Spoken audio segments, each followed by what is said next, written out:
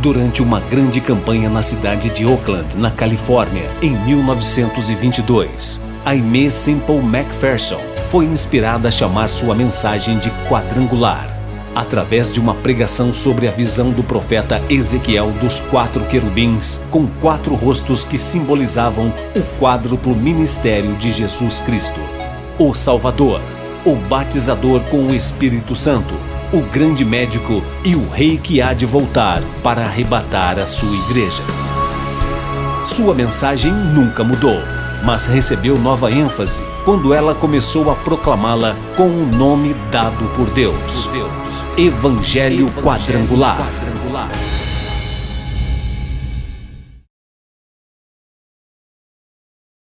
Primeira carta aos Coríntios, capítulo 2, versículo 13 ao 15, o apóstolo Paulo escreve: as quais também falamos, não com palavras de sabedoria humana, mas com as que o Espírito Santo ensina, comparando as coisas espirituais com as espirituais. Ora, o homem natural não compreende as coisas do Espírito de Deus, porque lhe parecem loucura, e não pode entendê-las, porque elas se discernem espiritualmente. Mas o que é espiritual discerne bem tudo, e ele de ninguém é discernido, porque quem conheceu a mente do Senhor para que possa instruí-lo? Mas nós temos a mente de Cristo. O apóstolo Paulo está escrevendo aqui à igreja de Corinto. Quando o apóstolo chegou a Corinto, depois de uma experiência desanimadora em Atenas, e estava ansioso quanto aos crentes em Tessalônica, no capítulo 17 de Atos, versículo 32, nos é registrado pelo Dr. Lucas: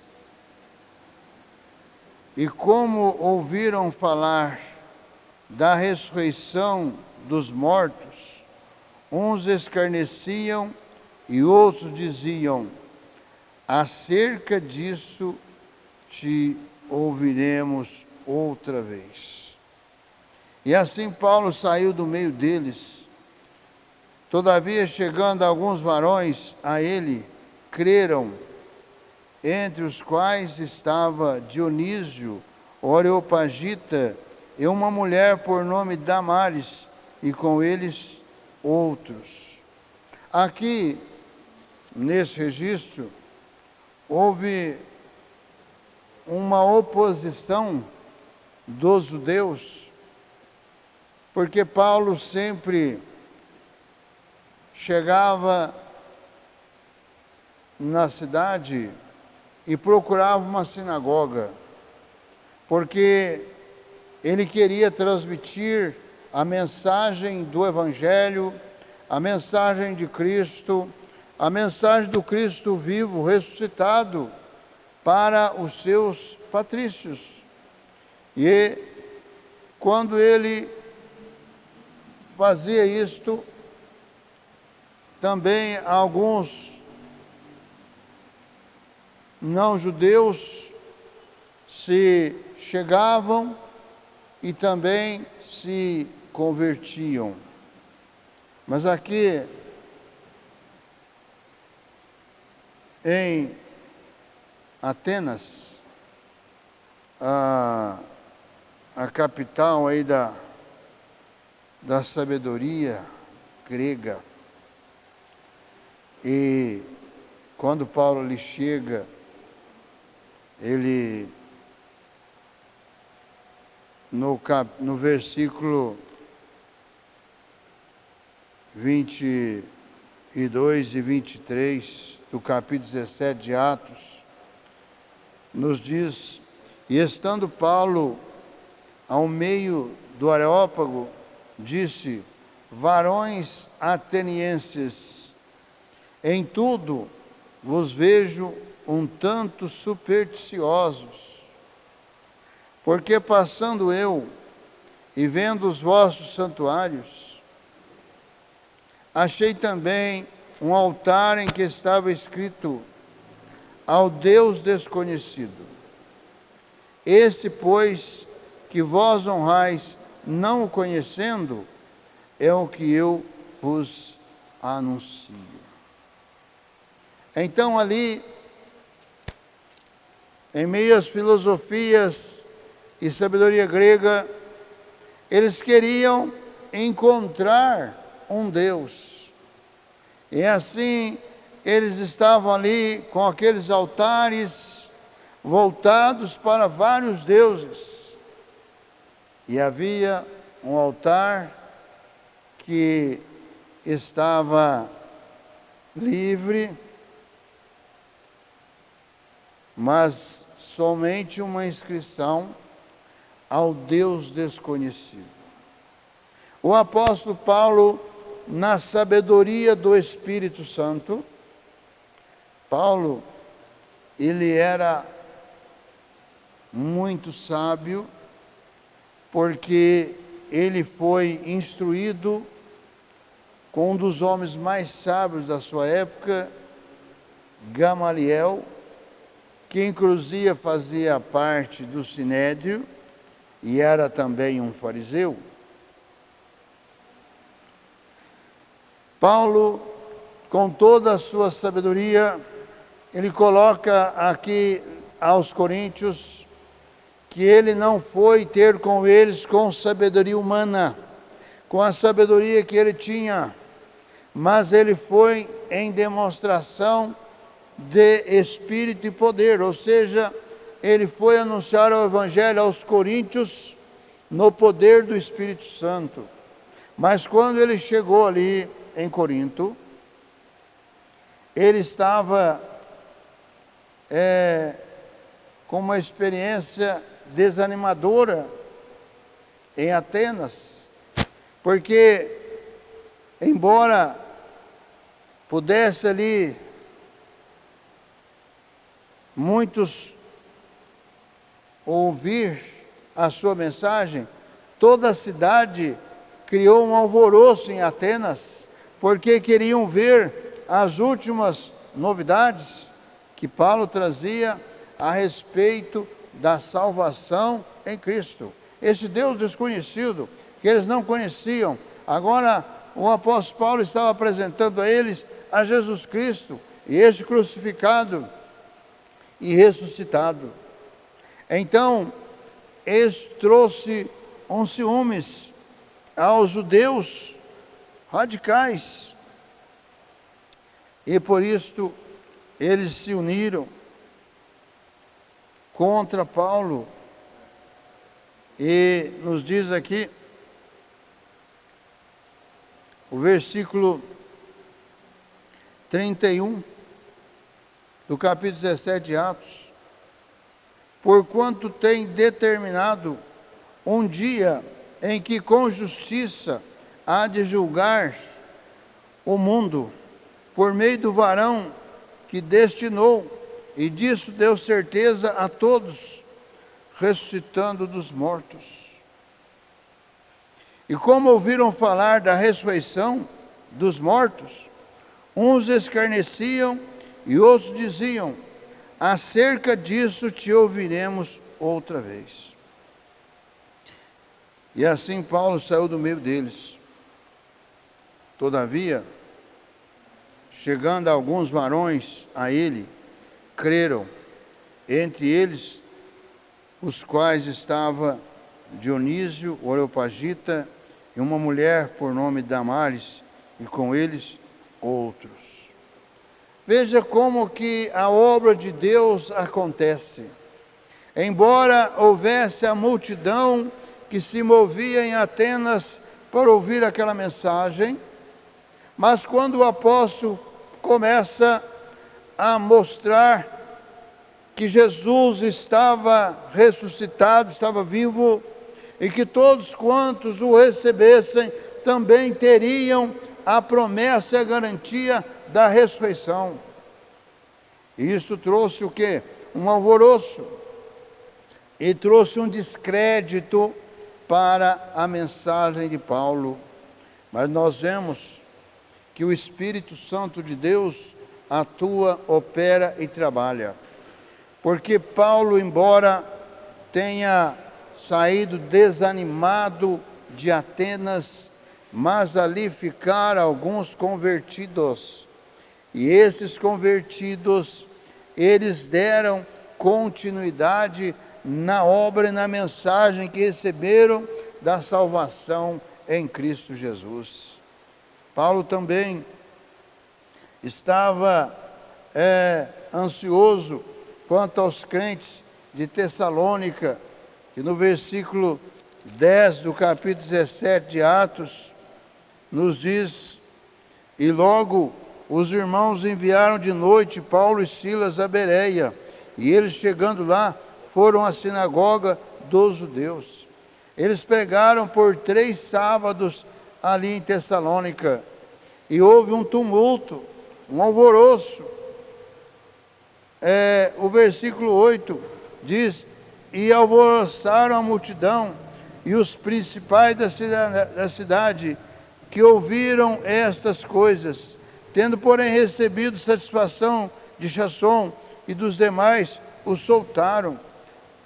A cidade se levantou, porque nos diz o versículo de número 5, mas os judeus desobedientes, movidos de inveja, tomaram consigo alguns homens perversos dentre os vadios, e ajuntando o povo, alvoroçaram a cidade, e assaltando a casa de Jasson, procuravam tirá-los para junto do povo. Paulo saiu fugido de noite. Paulo e Silas saíram de Tessalônica, mas a mensagem da palavra de Deus, do Evangelho de Cristo, ali ficou implantado. Mas com todas essas situações, Paulo chega em Corinto nessas condições e contempla a massacrante impiedade da cidade de Corinto e, sem dúvida, contribuiu mais ainda para a sua ansiedade. Por isso que no capítulo 18 de Atos, versículo 6, Paulo, no momento, ele declara àqueles judeus, mas resistindo e blasfemando eles, sacudiu as vestes e disse-lhes: o vosso sangue seja sobre a vossa cabeça, e eu estou limpo, e desde agora parto para os gentios. Naquele momento em que aqueles judeus radicais se moveram contra Paulo, que estava ali, conforme o versículo 4, e todos os sábados disputava na sinagoga e convencia a judeus e gregos.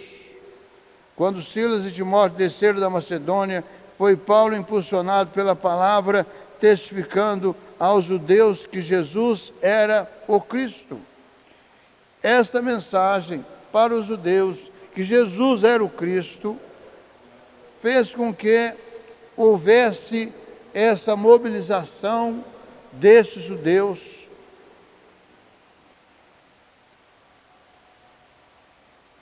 reunindo os vadios da cidade, reunindo aqueles que se mobilizavam por dinheiro, e acabaram mobilizando a cidade.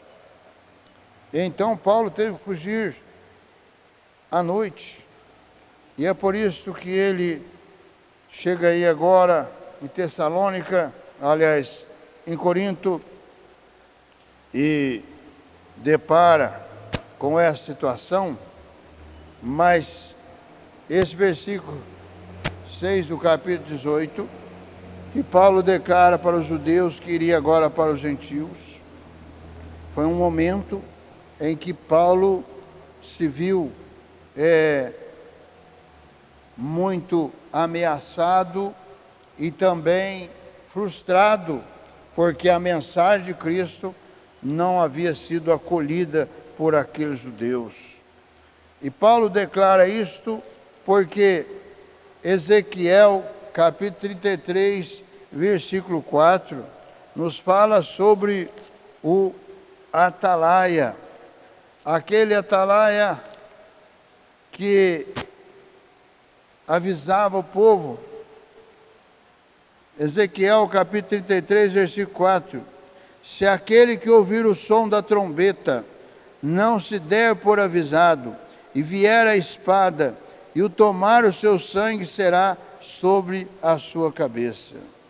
Ele ouviu o som da trombeta e não se deu por avisado, o seu sangue será sobre ele, mas o que se dá por avisado salvará a sua vida. Foi exatamente isso que o apóstolo Paulo colocou para aqueles judeus. Vocês foram avisados, vocês receberam a mensagem do Evangelho. Agora, eu estou partindo para os gentios. E não foi exatamente isso que Paulo fez, mas naquele momento ele declarou isso para aqueles judeus, porque ele estava ali como um atalaia, avisando aqueles judeus que Jesus era o Senhor e o Salvador. Por isso que o apóstolo Paulo está aqui na primeira carta aos Coríntios, capítulo 2, que já lemos no início, dizendo, versículo 13, as quais também falamos, não com palavras de sabedoria humana, mas com as que o Espírito Santo ensina, comparando as coisas espirituais com as espirituais.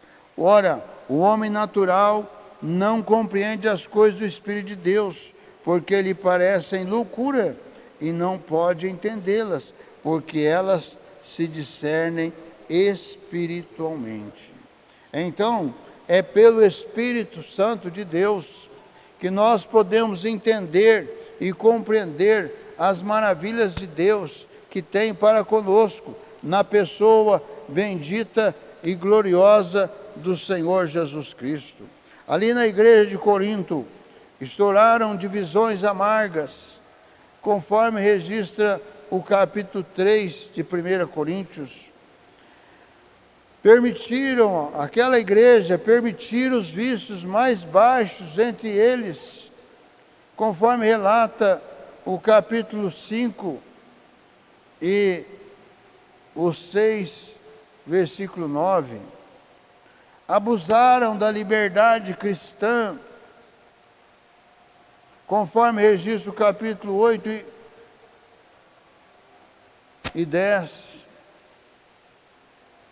Deixaram-se influenciar por mestres legalistas que ensinavam de modo contrário a Paulo, que está registrado no capítulo 9 de 1 Coríntios.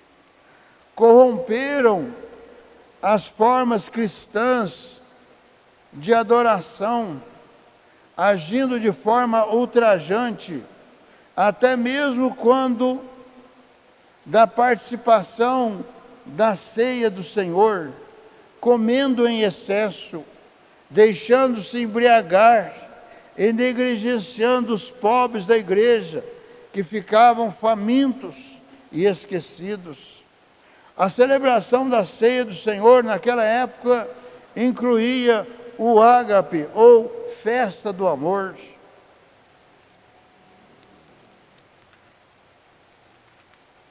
Imitação da refeição da Páscoa, o que nos explica a oportunidade de alguns terem um opíparo banquete, ao passo que outros ficavam famintos, conforme registra o 11º capítulo de 1 Coríntios. Além disso, os cretenses Corinto se mostravam extremamente ativos no uso dos dons miraculosos. No entanto, abusavam desses dons, criando a desordem nos cultos da igreja, conforme registra o capítulo 12 e 14 de 1 Coríntios. Também surgiram falsas doutrinas entre eles, sendo tolerados os falsos mestres, sobretudo aqueles que pervertiam o ensino acerca da ressurreição, conforme registra o 15º capítulo de 1 Coríntios.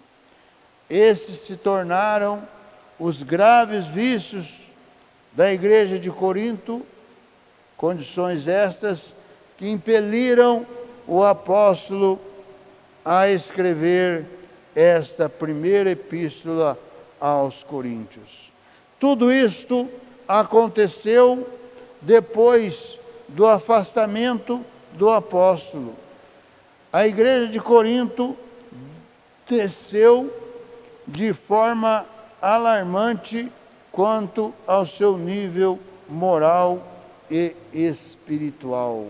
Isto porque o seu líder, o seu fundador, ele partiu para Éfeso e ali ficou a igreja. E agora ele escreve esta carta contestando todas estas situações que estava vivendo a igreja de Corinto. E nós, nos dias de hoje, podemos reportar todos estes fatos da igreja de Corinto para os nossos dias, para as igrejas dos nossos dias, que estão afastadas plenamente e completamente dos princípios do Evangelho de Cristo, da salvação e da esperança que há em Cristo. Todos estão buscando os seus próprios prazeres no mundo, em que as igrejas estão colocando e trazendo o mundo para dentro da igreja, para atender aos jovens, para atender aqueles que querem algo diferente, não querem assumir um compromisso com o Evangelho de Cristo, não querem ter a esperança e a garantia da salvação, mas estão negligenciando a palavra e estão fazendo como os cristãos de Corinto estavam fazendo e praticando, e necessário foi que o apóstolo Paulo escrevesse esta primeira carta aos Coríntios para colocar, exortar aquela igreja para que ela retornasse nos princípios do Evangelho ao qual ele havia transmitido, ensinado e preparado aquela igreja, a qual ele permaneceu ali por 18 meses. Foi a igreja, a segunda igreja que Paulo permaneceu mais tempo. Depois de Éfeso, a igreja que ele permaneceu mais tempo, 18 meses, a igreja de Corinto. E mesmo assim, se corrompeu. Cuidado nos dias de hoje. Nós estamos às portas do arrebatamento da igreja. E Jesus declara no Evangelho de Lucas, capítulo 18, versículo 8: porventura achará fé na terra o Filho do Homem quando voltar. Jesus não quer encontrar religiosos, mas Jesus quer encontrar servos e servas que estejam atuando, trabalhando e batalhando e testemunhando do nome glorioso do Senhor Jesus Cristo. Feche os seus olhos, forme comigo a cadeia da prece poderosa. Senhor Jesus, de todo poder, Senhor, de toda graça, no teu santo nome, ó Cristo amado, juntamente, Senhor, com essas vidas que me assistem nesta hora, ó Deus, visita, Senhor, a cada coração, a cada entendimento, visita, Senhor, nesta hora, ó Deus, cada lar, cada família, Senhor, que se voltam para a tua palavra, ó Deus, visita, Senhor, cada coração que se sente na necessidade de se reportar às verdades do teu Evangelho, para a esperança da salvação, para a esperança do arrebatamento da tua igreja, que em breve acontecerá, segundo o Senhor Jesus, as suas promessas e declarações. Nós cremos, Senhor, a tua palavra, por isso nós oramos e abençoamos, para que cada vida, cada entendimento possa ser despertado, possa se voltar para a salvação que há em Cristo Jesus, não nos rudimentos da religiosidade, não nas práticas que o mundo oferece, mas dentro da obra do teu Espírito Santo. No teu santo nome, ó Cristo, eu oro, eu abençoo, e para a sua glória. Amém. Participe conosco deste ministério, com a sua oração, com a sua participação, e também divulgando para os seus parentes, amigos e vizinhos esta obra gloriosa do Senhor Jesus Cristo. O nosso compromisso é de levar as verdades do Evangelho do Senhor Jesus Cristo para todo o Brasil. E você poderá participar conosco, com a sua oração, com a sua presença. E também você poderá, com os seus dízimos, com as suas ofertas, e também como mensageiro da esperança, proporcionar para que alguém possa levar esta mensagem verdade nestes dias de cumprimento da palavra de Deus, em que está próximo o arrebatamento da igreja do Senhor Jesus Cristo. Participe conosco deste ministério para todo o Brasil. Visite também no YouTube, programa Cristo Esperança Nossa. E também faça a sua inscrição ali no nosso canal no YouTube. Na barra do nosso vídeo está lá para você fazer a sua inscrição. E também visite o nosso site www.quadrangularirindependente.com.br. Ali tem todas as informações a respeito da nossa obra. E também todos os domingos às 18h30, noite da bênção para a família. Venha colocar a sua família no altar de Deus, para que haja vitória na sua casa, no seu lar, na sua família. Todos os domingos, 18h30, em nossa sede nacional, a rua Olegário Maciel, número 155, no bairro de Vila Cruz. E às quintas-feiras,